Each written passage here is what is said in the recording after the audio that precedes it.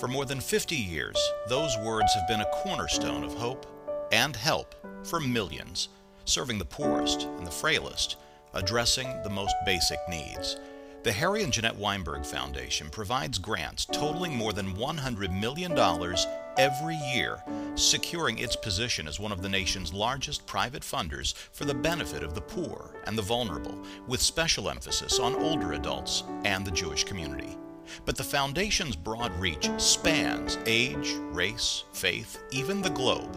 While we humbly look ahead to the enormous challenges that remain, tonight we celebrate the life-changing work already and still being accomplished. These are but a few of the many success stories in our various grant areas, symbols of the enduring compassion, the legacy of Harry and Jeanette Weinberg.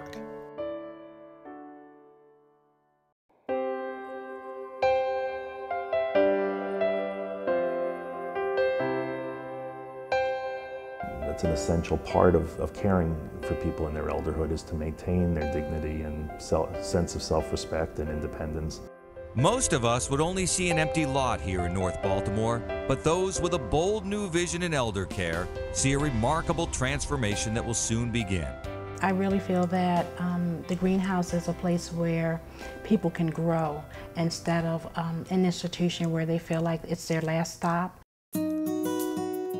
The greenhouse concept is a cutting-edge alternative to traditional nursing homes. Here you find residents, not patients. There's a common area known as the hearth with a beautiful kitchen, living room, dining room, and even a porch. Every residence will house 12 people, each of whom has a private bedroom and bathroom. Residents will participate as much as they feel comfortable in the day-to-day activities to encourage their own independence. It's a lot like a home. There's a lot of caring, nurturing, loving, cooking, great smells. It's much like their homes. The architecture, the staffing, the living environment are all completely different than a traditional nursing home. This is home. Nothing would be in a greenhouse home that isn't in your own home. Rosie Prince learned about this innovative approach after seeing a video about a similar Weinberg-funded greenhouse in Massachusetts. It doesn't make me feel sad about it. You know, some people are sad and thinking about going to a long-term facility, but just to think about this new concept, I don't feel bad, I don't feel sad. If that's one day I have to do that, I would like to go there. It's just a breath of fresh air to know that the greenhouse is coming and that about the care that will be given there. The purpose of the greenhouse is that you can continue to age in respect, with respect and dignity. And the best thing about the greenhouse model? It makes you live longer, I think. I think you'll live longer. I really do.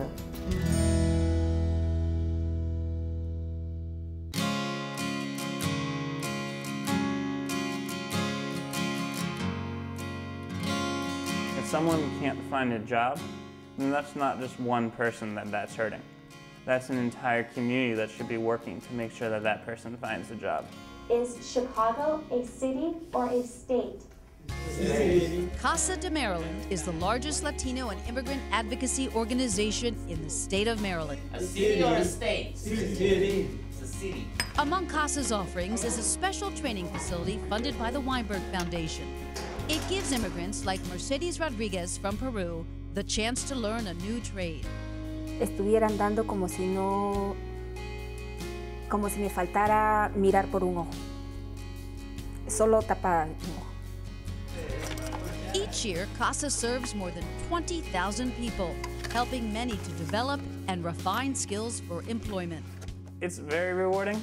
At the same time, it's just another incentive for me to help somebody else out, if that makes sense. For every one person that you see go through, you see 15, 20 more people ready to start the process. One of those is Dudu Ni Wanminya, a native of Cameroon. He is a recent graduate of one of Casa's programs. Yes, this is going to help me have a great job. And Dudu Ni was right. Soon after showing off his diploma, he was hired as a security guard.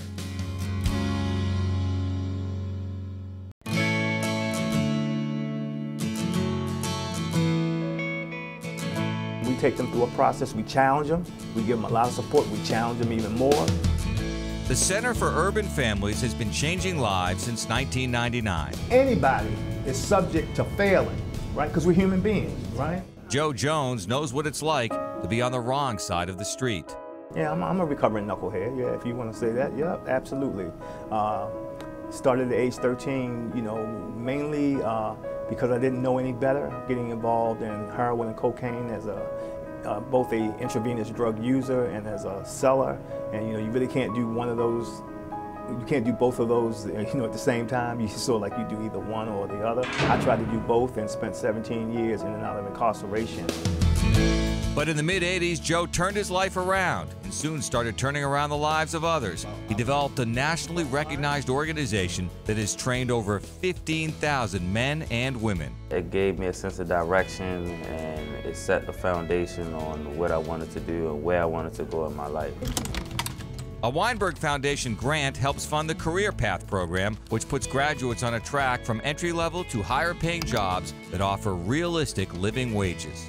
This is what I would call my life's work. Would I rather be Michael Jordan, Kobe, or LeBron? Maybe, you know, from an economic standpoint. But from a gratification standpoint, I get more juice out of seeing folks come here that have no spark, no hope, and you know, they go through a process. And particularly when you see those young men and young women who get their first job and they come back and they show you their work ID or they show you their pay stub. And when it comes to the game of life, Joe has the perfect strategy. Don't always think about things in the short term. Think about the chess move that's going to get you to capture the team.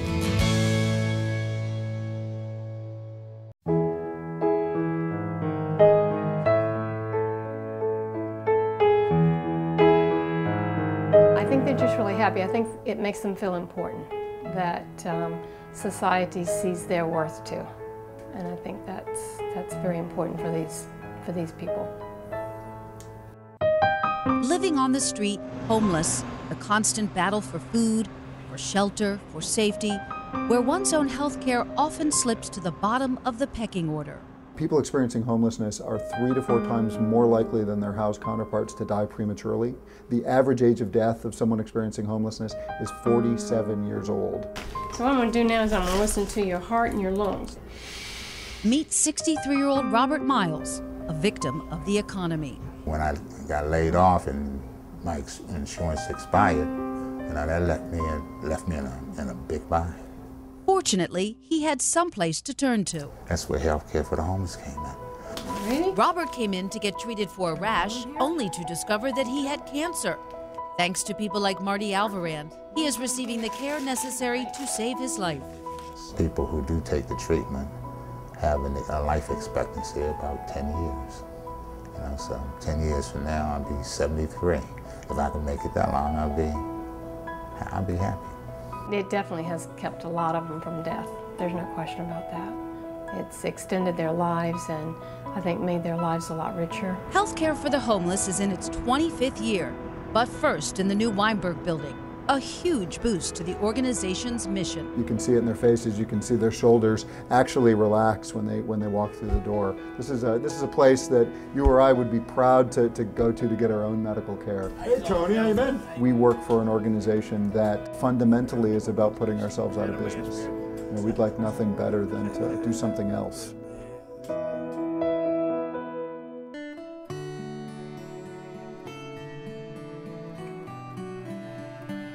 The Weinberg Foundation is our largest donor. Simply put, they write the book on what it means to be a philanthropy and a responsible foundation. The reach of the Weinberg Foundation extends around the globe, including the former Soviet Union. Here, disadvantaged Jews are aided by the Foundation's support of the American Jewish Joint Distribution Committee, our largest grantee. The Weinberg Foundation has been a major supporter of JDC since Harry Weinberg was alive. Its mission is a 3R mission: the rescue of Jews in distress, relief to Jews in need, and the renewal and rebuilding of Jewish communities. And it works in Israel in partnership with the Israeli government for programs to support Israel's most vulnerable citizens. Much closer to home, but also under the umbrella of general community support, the Weinberg Foundation contributes to the Baltimore Community Foundation, which last year alone distributed $22 million to hundreds of nonprofit organizations. Our client is the future of Baltimore. Whereas lots of wonderful people are making important investments in Baltimore, we're the ones that are able to recognize where significant investments in schools, in neighborhoods, in human service delivery, in promoting Baltimore can be best realized. Each year, the Weinberg Foundation makes a grant to the annual campaign of the Associated, Jewish Community Federation of Baltimore. The Associated raises funds for all its agencies, many of which focus on financially disadvantaged citizens, both Jewish and non-Jewish, extending a caring hand to the area's most vulnerable citizens. The Associated provides services from cradle to grave. If there's an issue with vulnerable populations, we address it. If there's an issue with the elderly, we address it. Of keeping people safe and engaged in a vibrant community, that's what we do.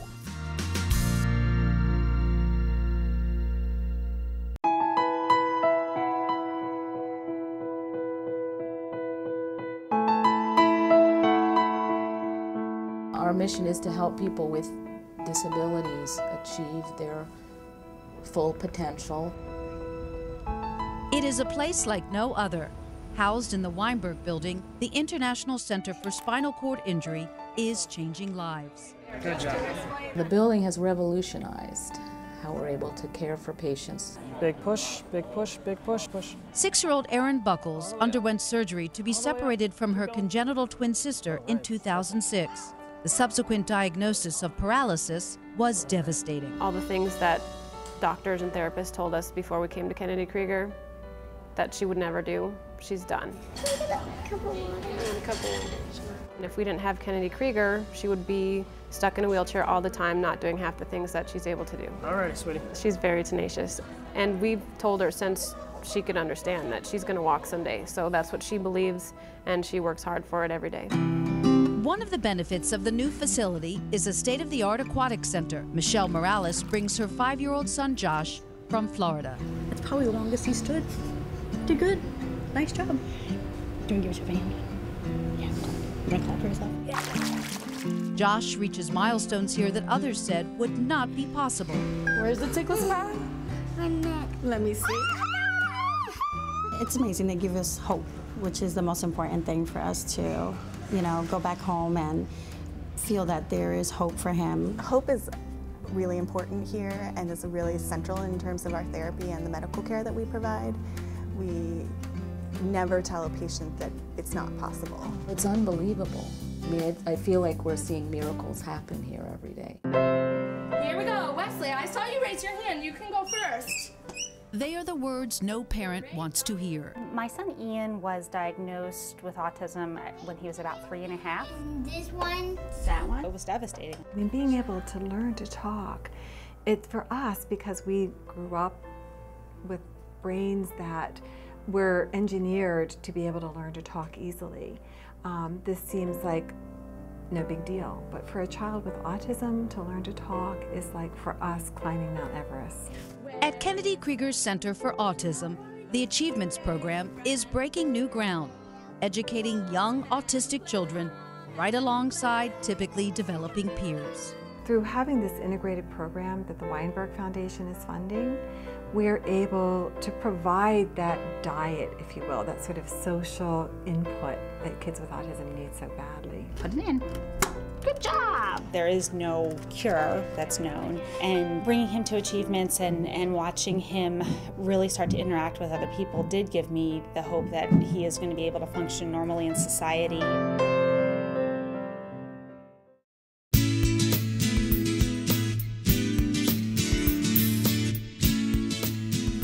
So how we say that in our school is that every child can achieve at high levels of academic excellence, and it's the responsibility of every adult to make sure that that happens. As the executive director of New Leaders for New Schools, Donald Fenoy leads an organization charged with recruiting and training the next generation of principals for urban schools. It's necessary because education is the new civil rights movement. We have determined at New Leaders for New Schools that it begins with the leaders. Until those schools are led by individuals that are unwavering in their desire and abilities to lead those schools, we're not going to make a systemic change for the students of the Urban Center. The beautiful thing about our relationship with the Harry and Jeanette Weinberg Foundation is that they help sponsor those initiatives. One of those new leaders is Kathy Miles. I am very excited and proud and honored with all the work that the middle grades team has been doing. Who left her career in the private sector to become a public school principal, where she leads a team of dedicated teachers. And we created a new model acceleration, which we're really proud of and excited about. What can we put into place to help these children move further is deeply embedded in the new leaders training. And there's no out, there's no option. You know, failure is not an option for a new leaders leader. We stand for ourselves, we stand for each other, and we stand for the children and staff that we serve. A few brief glimpses of the countless lives changed over a half-century in the most tangible, meaningful ways. Also reminders that so much more is yet to be done.